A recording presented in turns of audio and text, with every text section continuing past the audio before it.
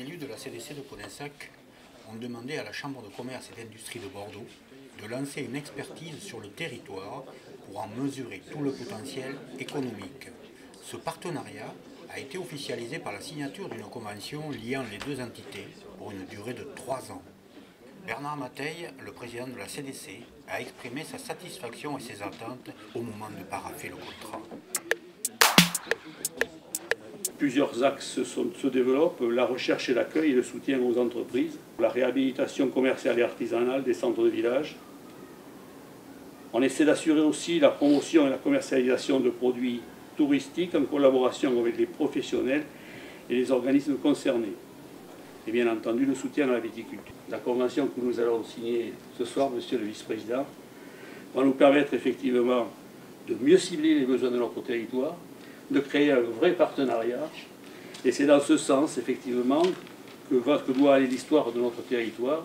Et je vous remercie d'être là ce soir parmi nous et de pouvoir effectivement contractualiser d'une manière ferme et définitive qui nous permettra pour les 3 années qui viennent d'être quelque part soutenus par la Chambre de commerce. Merci beaucoup. Christian Boyer, vice-président en charge du développement économique et principal initiateur de ce projet, a souligné pour sa part l'importance du contenu de cette convention. Nous avons souhaité que la Chambre de commerce nous apporte son accompagnement, son soutien et son expertise. Et nous avons donc proposé qu'elle travaille dans 3 axes. Le premier axe, c'est effectivement la problématique de la zone d'activité de Coudane. Et donc la première mission pour la Chambre de commerce va être de nous construire un plan de promotion de cette zone, après en avoir analysé profondément les forces et les faiblesses, et de faire la promotion de nos terrains auprès des différents preneurs potentiels. Le deuxième axe consiste à la réhabilitation des centres-bourgs et des commerces de centres-bourgs. Effectivement, plusieurs communes ont perdu des commerces ces 30-40 dernières années et aujourd'hui, la relance à la fois, je dirais, de la desserte commerciale mais aussi de l'animation de nos bourgs passe par la réimplantation de ces activités et par une réflexion sur la commercialité de ces bourgs. Le troisième axe de travail, c'est l'observation. Il est indispensable que l'on puisse, année par année, par des indicateurs, savoir comment évolue économiquement notre communauté de communes.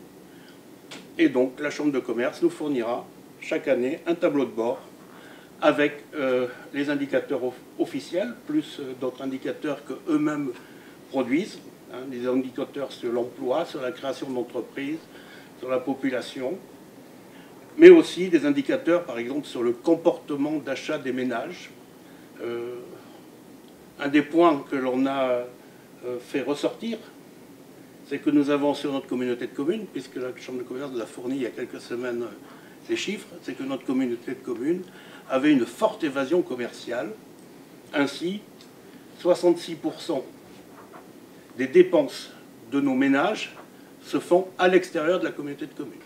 Il faudra aussi travailler à la dynamique des associations commerciales, parce que c'est bien d'avoir une offre, mais l'animation est un élément fort du commerce.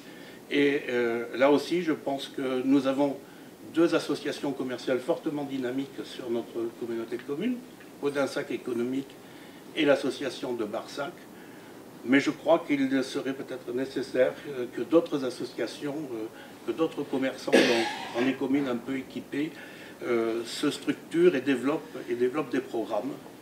Donc le travail de la Chambre de commerce va être de nous fournir ce tableau de bord et je pense que chaque année nous pourrons, au vu de cela, voir et orienter la politique que l'on aura en fonction de ces résultats. Alfredo Julio, vice-président de la CCI, est venu rappeler aux élus et aux représentants des commerçants locaux que la Chambre de commerce est là pour les aider dans tous leurs projets. La Chambre de commerce, elle n'appartient pas à Bordeaux, elle vous appartient, elle appartient au territoire. On parle aujourd'hui beaucoup de pyramide inversée, Je crois que c'est ce qu'on a voulu faire passer dans le message cette année, c'est que nos élus sont beaucoup plus présents que par le passé sur le terrain. Et ce qui fait notre richesse, c'est pas que Bordeaux, c'est essentiellement cette richesse qu'on a sur les territoires et qu'on a eu tendance à laisser de manière isolée, se construire eux-mêmes.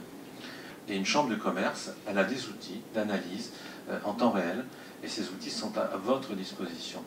Et c'est quand même beaucoup plus important de mutualiser et de pouvoir cibler une opération qui corresponde à une réalité. Et c'est pour ça que la Chambre, à travers ses réseaux, que ce soit à travers la Ronde de Gironde, aujourd'hui, elle est là pour aider, épauler, accompagner ce genre d'opération sur les projets structurants. On a aujourd'hui, grâce à Francis, qui est l'initiateur du projet Vigie Entreprise, en termes de sécurité, qui va s'étendre sur toute la Gironde. On a également Manacom, qui consiste à aider les associations. Donc je veux dire, on n'arrête pas, et ces outils-là sont faits pour vous. Hein, ce ne sont pas ceux de Bordeaux, ce sont les vôtres. Moi, ravi de venir signer cette convention, parce que je suis fier, c'est aussi une reconnaissance pour la Chambre et ses élus qui sont sur le terrain au quotidien, une reconnaissance pour les présidents d'associations et les commerçants. Dites-vous bien que la Chambre de commerce, et je finirai là, c'est la vôtre. C'est votre maison. Nous, il me semble que les outils à l'intérieur de cette maison, ils sont là pour vous aider. Donc n'hésitez pas à nous appeler, n'hésitez pas à contacter la Chambre. En plus, ça va être matérialisé par une convention. Donc vous pouvez en être fiers. C'est un premier pas qui, pour moi, est important.